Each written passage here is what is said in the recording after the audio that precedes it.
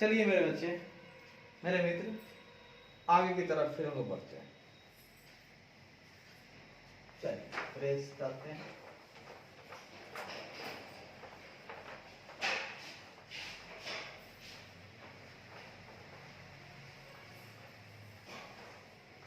अब हम लोग चर्चा करेंगे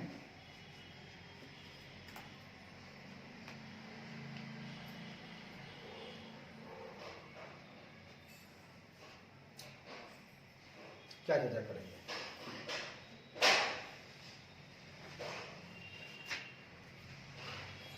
ऑडिटर का जो ऑब्जेक्टिव है एज पर ऐसे 700 क्या है जो हम बताएं।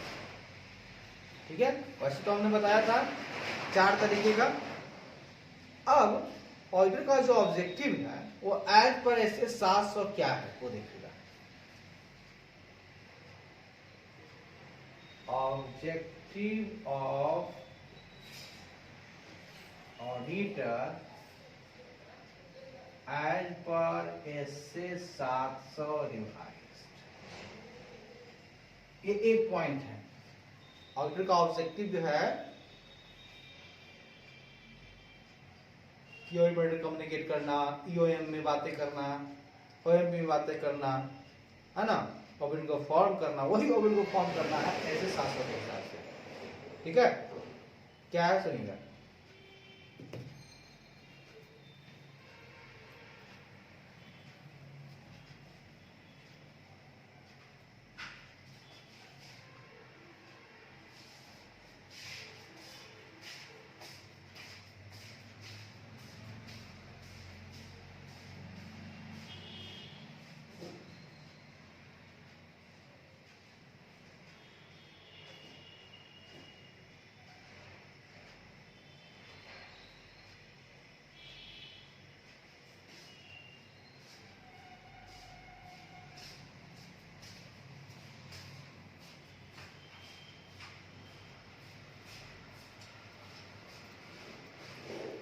ऐसे 700 के हिसाब से ऑडिटर का ऑब्जेक्टिव है पहला, to form an opinion on the financial statement. पहला है to form an opinion on financial statements. Opinion form करना है फाइनेंशियल स्टेटमेंट पर, द मतलब सिर्फ और सिर्फ फाइनेंशियल स्टेटमेंट पर। ठीक है, on the financial statements based on, आइए बेस किस पर होगा ओपिनियन, बेस्ड ऑन द छोड़ दीजिए, based on an evaluation of the conclusions drawn from the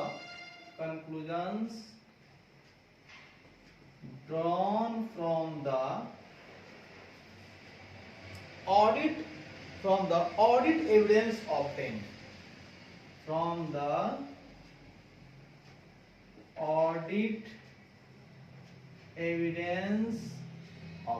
बात समझिएगा।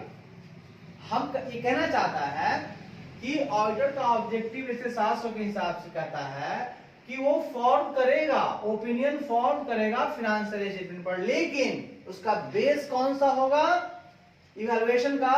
तो base on an evaluation of the conclusion drawn from the audit evidence obtained. बात समझिएगा कि हम जो कंक्लूजन निकालते हैं, ऑडिट एविडेंस जो मिलता है ऑडिटर को, उसको इवैल्यूएट करता है वो, है ना। ऑडिट एविडेंस का जो को देखते हुए जो कंक्लूजन ड्रॉन करता है ना, उसका इवैल्यूएशन करता है। भैया ये हुआ, ऑडिट एविडेंस हमको मिला है, सब कुछ का मिला है। अगर ऑडिट एविडेंस मिला है और उसके हिसाब से आपने कंक्लूजन ड्रॉन किया है उस ऑडिट, तो उसका इवैल्यूएशन जब होता है, उसके इवैल्यूएशन के आधार पर वो ओपिनियन फॉर्म करता है। किसके आधार पर,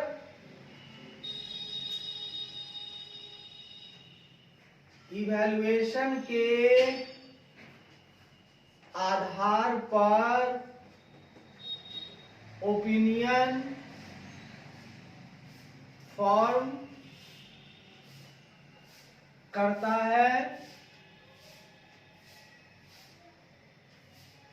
फिनेंशियल स्टेटमेंट पर। फिनेंशियल स्टेटमेंट पर जो ओपिनियन फॉर्म करता है वो इवैल्यूएशन के आधार पर, और इवैल्यूएशन किसका करता है? जो ऑडिट एविडेंस उसने ऑब्टेन्ड किया है, उस ऑडिट एविडेंस को ऑब्टेन्ड कर लेता है और ऑब्टेन्ड करके कंक्लूजन ड्रॉन करता है। मतलब कि ऑडिट एविडेंस जो ऑब्टेन्ड करके कंक्लूजन जो करता है ड्रॉन, उस कंक्लूजन को फिर इवैल्यूएट करता है कि हमको ये कंक्लूजन मिला, उसको फिर इवैल्यूएट किया और इवैल्यूएट करने के बाद तब ओपिनियन फॉर्म करता है फिनेंशियल स्टेटमेंट के ऊपर। तो कहता है to form an opinion on financial statement based on an evaluation of the conclusion drawn from the audit evidence obtained। Auditor ने जो कुछ भी ऑडिट एविडेंस ऑब्टेन किया है उसके ऊपर वो कंक्लूजन ड्रॉन करता है और उस कंक्लूजन का पूरी तरह से इवैल्यूएशन करता है कि भैया क्या सही क्या गलत। इवैल्यूएशन करने के बाद में वो फिनेंशियल स्टेटमेंट के ऊपर ओपिनियन फॉर्म करता है। यही आधार है उसका, ठीक है। फिनेंशियल स्टेटमेंट में जो कुछ भी लिखा हुआ है वो कहीं ना कहीं उसका एविडेंस तो होगा, वो एविडेंस वो देखता है, कंक्लूजन निकालता है, उसको इवैल्यूएट करता है, तब जाके ओपिनियन फॉर्म करता है। फिर दूसरा नंबर में एक और बात करता है, वो कहता है कि वो क्लियरली एक्सप्रेस करता है opinion through a written report. वो रिटेन रिपोर्ट में क्या करता है? दूसरा नंबर में वो रिटेन रिपोर्ट देता है। कैसा रिपोर्ट देता है? मुंह से नहीं, रिटेन रिपोर्ट देता है और उस रिटेन रिपोर्ट में वो क्या करता है? क्लियरली वो एक्सप्रेस करता है क्लियरली दैट ओपिनियन, एक्सप्रेस करता है, एक्सप्रेस क्लियरली दैट ओपिनियन, उस ओपिनियन को एक्सप्रेस करता है, साफ साफ व्यक्त करता है रिटेन रिपोर्ट में। इस रिपोर्ट में, रिटेन रिपोर्ट में, ठीक है। ओपिनियन जो एक्सप्रेस करता है वो कैसा होना चाहिए? रिटेन रिपोर्ट में, रिटेन रिपोर्ट में। चलिए अब हम लोग आगे बढ़ते हैं साहब,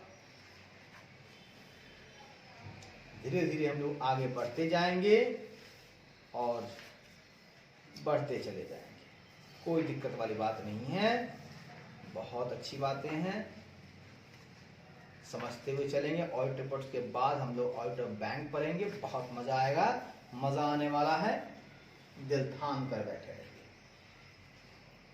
सुनिए साहब, ये तो आपने समझ लिया कि ऑडिटर जो है जब उसको ऑडिट एविडेंस मिलता है तो उस ऑडिट एविडेंस को के ऊपर वो कंक्लूजन ड्रॉन करता है। कंक्लूजन को ड्रॉन करने के बाद उसका इवैल्यूएशन करता है, तब जाके फिनेंशियल स्टेटमेंट पे ओपिनियन फॉर्म करता है और वो ओपिनियन रिटेन रिपोर्ट के रूप में एक्सप्रेस होता है साफ साफ तौर पर। चलिए इस बात को हम लोगों ने समझ लिया, अब हम आगे बढ़ते हैं। आगे बढ़ते हुए हम किस कदम, हमारी कदम कहां तक चलती है वो देखिए साहब।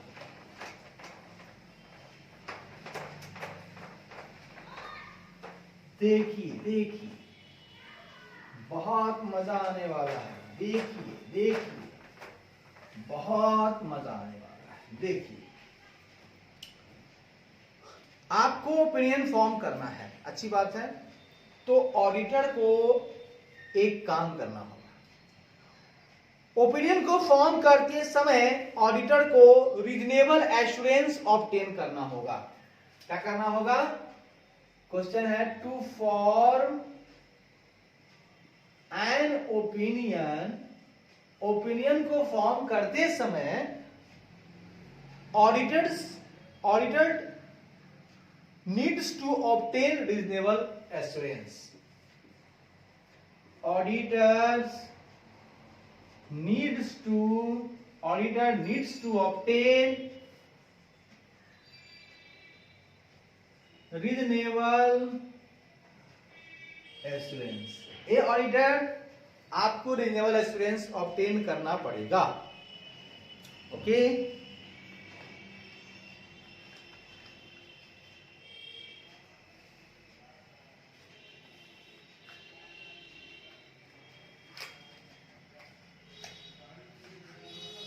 ठीक है, अच्छी बात है।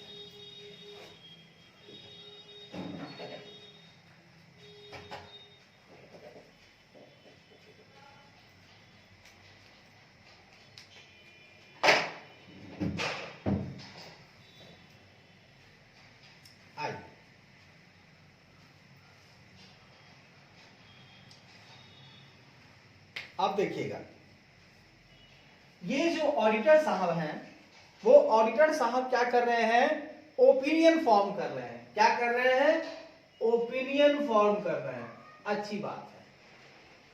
तो अगर ये ओपिनियन फॉर्म कर रहे हैं तो ओपिनियन में क्या देखते हैं कि फिनेंशियल स्टेटमेंट जो तैयार हुआ है सभी मटेरियल रिस्पेक्ट को देखते हुए, जो फिनेंशियल स्टेटमेंट तैयार हुआ है सभी मटेरियल रिस्पेक्ट को देखते हुए, सभी मटेरियल रिस्पेक्ट को लेकर, मतलब फिनेंशियल स्टेटमेंट जो तैयार हुए हैं सभी मटेरियल रिस्पेक्ट को देखते हुए, वो कैसे तैयार हुए हैं, तो वो लेकर, वो तैयार जो हुए हैं वो एप्लीकेबल फिनेंशियल रिपोर्टिंग फ्रेमवर्क के अनुसार हुए हैं। वो एप्लीकेबल, जो एंटिटी पे एप्लीकेबल है वो एप्लीकेबल फिनेंशियल रिपोर्टिंग फ्रेमवर्क के अनुसार हुए हैं। बहुत बढ़िया। कह रहा है कि फॉर्म कर रहे हैं ओपिनियन को, तो ऑडिटर्स को जरूरत है, बहुत ही नीड है कि वो रीजनेबल एश्योरेंस ऑब्टेन करें। भैया कोई उपाय नहीं है, अगर आप ओपिनियन फॉर्म करना चाहते हैं तो आपको जरूरत है कि आप रीजनेबल एश्योरेंस लें। रीजनेबल एश्योरेंस कैसे लेना है, कहां लेना है, सुनिएगा। अगर फिनेंशियल स्टेटमेंट तैयार हुआ है तो सारे मटेरियल रिस्पेक्ट को देखते हुए तैयार हुआ होगा, और जो तैयारी हुई है, फिनेंशियल स्टेटमेंट की तैयारी हुई है, वो एप्लीकेबल फिनेंशियल रिपोर्टिंग फ्रेमवर्क के अनुसार हुआ होगा। ऐसे नहीं, जो फ्रेमवर्क कहता है उसके हिसाब से हुआ होगा। आगे बढ़िए। ऑडिटर जो है उसको कंक्लूड करना होगा कि उसे ऑडिटर को कंक्लूड करना होगा, ऑडिटर को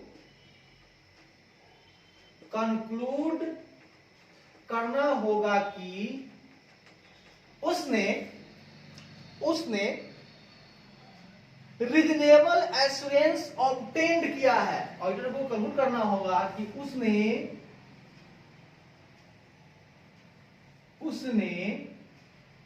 रीजनेबल एश्योरेंस ऑब्टेन्ड किया है। डेफिनेटली उसने रीजनेबल एश्योरेंस ऑब्टेन्ड किया है, इस बारे में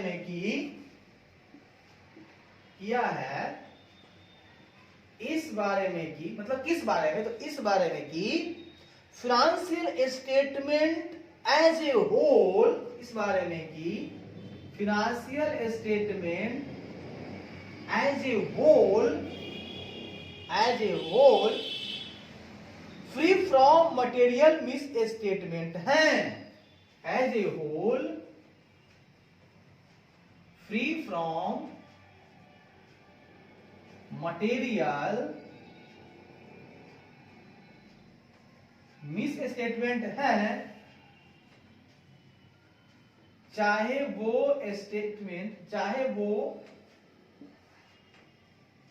मिस स्टेटमेंट फ्रॉड के कारण हुआ हो या एरर के कारण हुआ हो। ठीक है, मतलब कि फाइनेंशियल स्टेटमेंट तैयार हुआ होगा सभी मटेरियल एस्पेक्ट को देखते हुए, साथ ही साथ वो जो तैयार हुआ है फाइनेंशियल स्टेटमेंट वो एप्लीकेबल फाइनेंशियल रिपोर्टिंग फ्रेमवर्क के हिसाब से तैयार हुआ होगा। दूसरी बात, ऑडिटर को यह कंक्लूड करना होगा कि उसने रीजनेबल एश्योरेंस ऑब्टेन किया है इस बारे में कि financial statement as a whole free from material misstatement है, चाहे वो मिस स्टेटमेंट फ्रॉड के कारण हुआ हो या एरर के कारण हुआ हो, लेकिन है ही नहीं, वैसी गलती नहीं है, वो उस गलती से आजाद है, फ्री है। वो जो कंक्लूजन लेगा, है ना, वो कंक्लूजन इस बारे में लेगा, ऑडिटर का कंक्लूजन डिपेंड करेगा, ऐसे लिखिए, ऑडिटर का कंक्लूजन डिपेंड करता है। पहली बात, कहां डिपेंड करता है? वो बताना चाहता है कि सफिशिएंट एप्रोप्रिएट ऑडिट एविडेंस हमने प्राप्त किया है। वो बताएगा, ऑडिटर बोलेगा हमने sufficient and appropriate audit evidence obtain किया है। भैया मैं ऐसे ही कंक्लूजन नहीं दे रहा हूं, हमने जो बताया कि फ्री फ्रॉम मटेरियल स्टेटमेंट है, तो उस कंक्लूजन के पीछे राज है कि मेरे पास सफिशिएंट और एप्रोप्रिएट, सफिशिएंट एप्रोप्रिएट मतलब क्वालिटी और सफिशिएंट मतलब होता है क्वांटिटी, कि मेरे पास सारी क्वांटिटी और क्वालिटी है ऑडिट एविडेंस की जो हमने प्राप्त किया है, उसके हिसाब से मैं निर्णय दे रहा हूं कि ना फ्रॉड हुआ है ना एरर हुआ है, इन सबों से आजाद है हमारा फाइनेंशियल स्टेटमेंट, उसमें होने वाला जो भी मटेरियल मिस स्टेटमेंट से फ्री है, इसका रिजर्वेशन हमने लिया है। और ये कंक्लूजन जो है हमने इस आधार पर लिया है कि मेरे पास जो ऑडिट एविडेंस मिला है वो सफिशिएंट है, एप्रोप्रिएट है। साथ ही साथ जो भी अनकरेक्टेड मिस स्टेटमेंट जिनको हमने सही नहीं किया है और वो मटेरियल है, इंडिविजुअली भी और एग्रीगेट भी, हाँ वेदर